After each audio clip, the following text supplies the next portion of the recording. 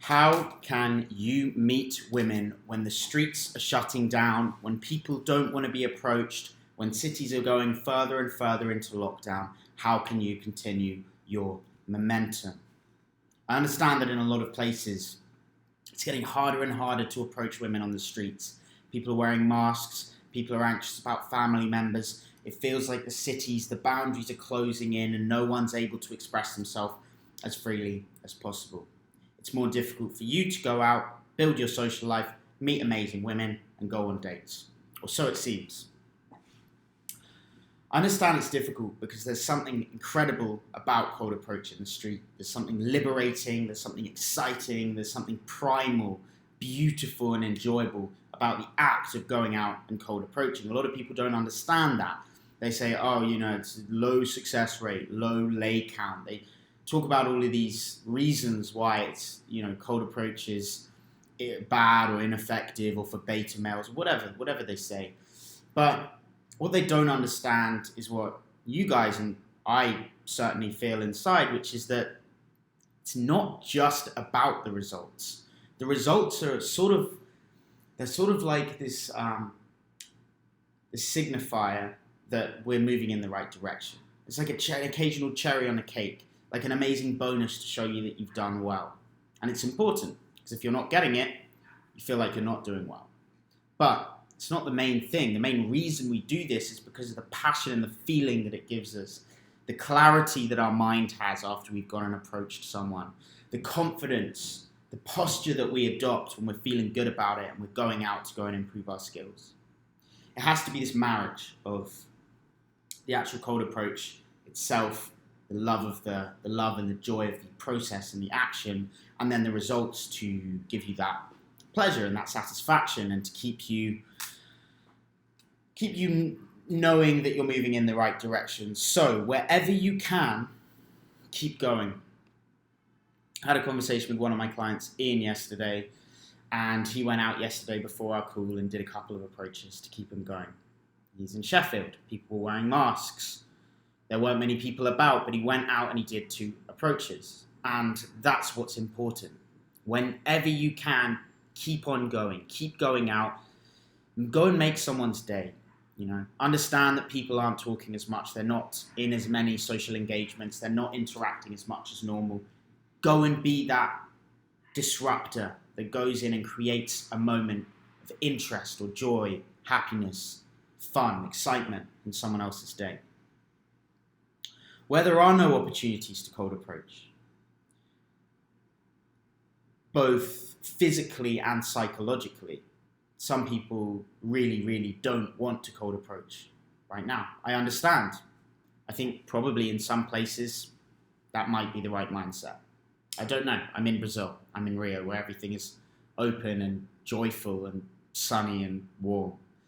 But I understand in England that in the UK things are sliding backwards. In the States it's the same. So how can you continue to build your dating life and your social life whilst you're there? Well, let me give you an example. Women are still moving throughout the world. Women are still outside in the daytime. They may be working in a gym, in a cafe, in a bookshop, museum, art gallery, toy store. Some of those may be closing down, bar, restaurants. Some of those may be closing. Some of them will remain open. Let me give you an example. The gym. If the gym's open, most guys come in, tap their card, walk through the barriers, do their workout, keep themselves to themselves, go back home. What I do when I go to the gym is I walk in, I make eye contact with whoever's at reception. I say hello to them. If there's no one else there, I have a little conversation, hold eye contact, remember what their name is, remember one detail at least about their life, create a personal narrative, go through the barriers, do my workout, occasionally look for opportunities to meet new people in the gym. Generally speaking, I find that the very attractive women often work on reception. And so what do? Well, as I said, I remember their name, Jessica. I remember a couple of details about them, maybe where they live or when they work out themselves, when they work here. And I create a narrative. So what narrative? Well, for example, here in Rio, the gym that I go to called Body Tech, you scan your finger on a little scanner and the gate opens if you have a contract. And before you do so, you have, they test your temperature. They point a little gun at your wrist to test your temperature. About 36 degrees, I think, is normal, something like that. And so, using my example, I go through, I say, Oi, Jessica. Bom dia, Jessica. Bom dia, Jessiquinha. Little Jessica. Right? Addressing her by her first name. She says, Bom dia, Samuel. Addressing me by my first name. Already we have this connection. She doesn't have with everyone else. They either forget her name or they just don't use it. Standing out from the crowd. Then I go up and I get my temperature read, and she points the gun on me. She's like, what are you doing? Case. I'm like, I need to be below 37. I need to keep my body cool. I need to be calm and cool. And she'll say, well, that's good. It's 36.3. And I'm like, and so it's a little narrative. Every time I get my temperature taken, we can look at where it is. If it's higher or lower, I could be like, oh, that's not looking good today, Jessica. I'm in trouble. And she'll giggle and laugh at that. And then after a couple of times, she'll come in and point it there and say, tá tudo bem. It's okay. It's 36. It's at 36. I'm like, oh, thank you. And so we build this little narrative going forward. And maybe on my way out, I remember that she works there on Thursday, and I say, see you on Thursday, right? Vou te ver na quinta-feira. Vou estar com saudades. It's like I'm going to miss you in the meantime. So this is one example, right? The person that works in the gym. You can flirt. You can build that connection. She also is not meeting as many guys on nights out or in the day through cold approach or anything like this. You two are in this sort of in the same boat. Everyone's in the same boat. That's what we forget. It's not just you that's isolated from people. Everybody is isolated together. Although that's paradoxical, it's clearly true. And so everyone's opportunities have diminished. So if you are the person that can find opportunities where no one else has the creativity or the courage to seek and open those doors, then you are going to have huge advantages over everyone else. This is obviously an example that works best or works well in a gym because I've got all of this stimulus for the personal narratives, the gun at the finger, the finger scanner, the gun at the wrist, the finger scanner that sometimes works and sometimes doesn't work, right? So I can joke that the machine is annoyed with me today, or the machine is being kind to me today. I'm seeing these people over and over again. So when I meet Jessica, for example, I don't ask for her number on the first date, right? Or ask her out, because I don't need to. I don't want to put her under that pressure. I don't want her to, feel under pressure to, like, if she says no, she's going to see me every other day. Is it awkward? She's in her workplace.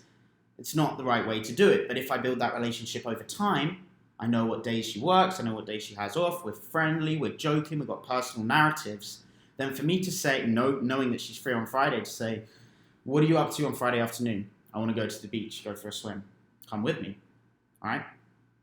It's much easier for her to say yes, because we've already built that connection to the point where the only two options of things that she can say is yes, or like obviously, no, I have a boyfriend, I have a boyfriend. But either way, it's going to be playful. There's not going to be this like, I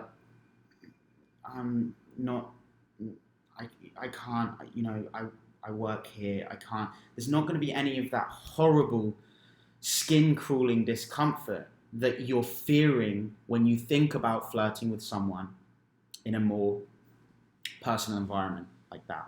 There's a million different options. It would be the same when you go to a restaurant and they point the scanner at you. You could be like, it's a bit aggressive. I haven't even got your name and you're pointing this at me, right? You come back the next day and you see the same person who pointed it again, and you say, you're not going to aim your gun at me today.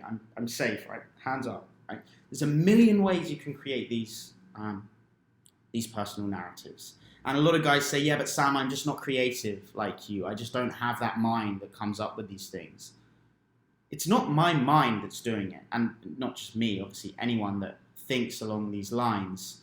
It's not my mind, it's not my hardware that's allowing me to do this.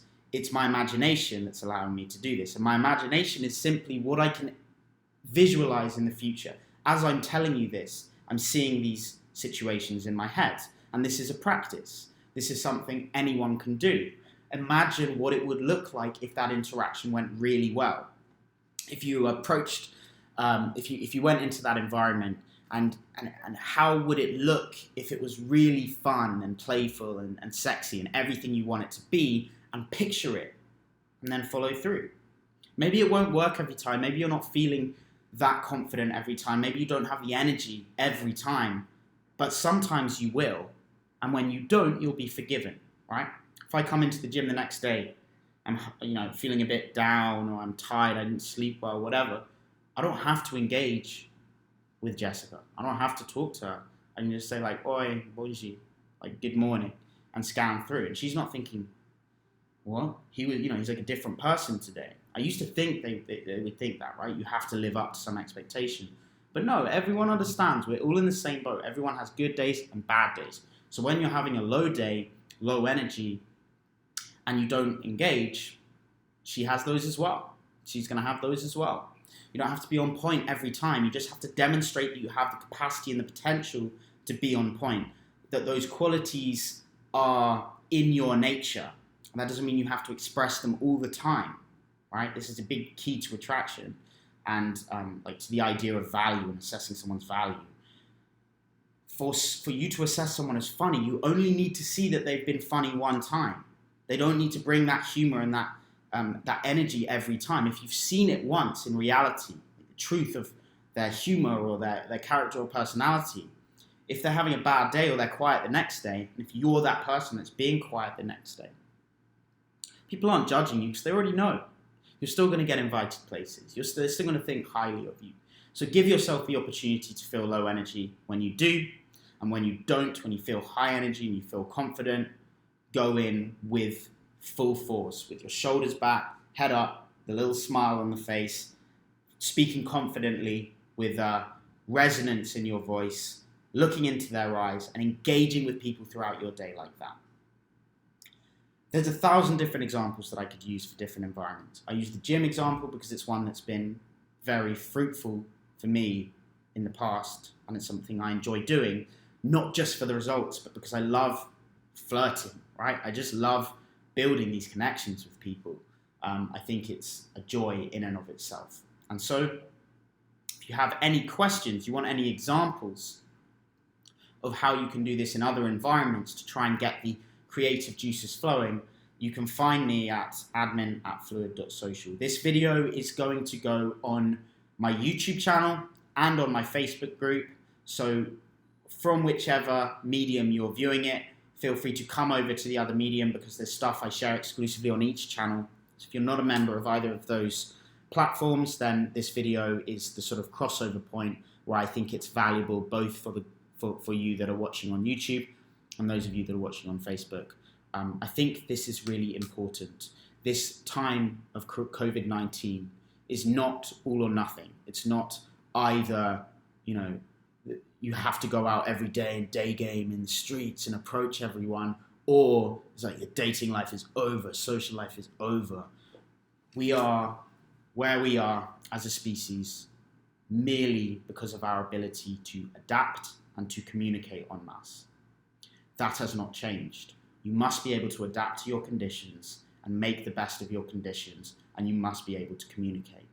And those two aspects that propelled humanity to the place that we are have come together in an extremely intricate way during this period of coronavirus. It's your job to untangle your situation and see with clarity how you can adapt and communicate during these strange times. This has been Sam talking to you from Rio de Janeiro. You can see my little view, bit of the mountains outside. Someone commented it looks like Afghanistan, but it's Rio de Janeiro. See you guys soon. Sam out.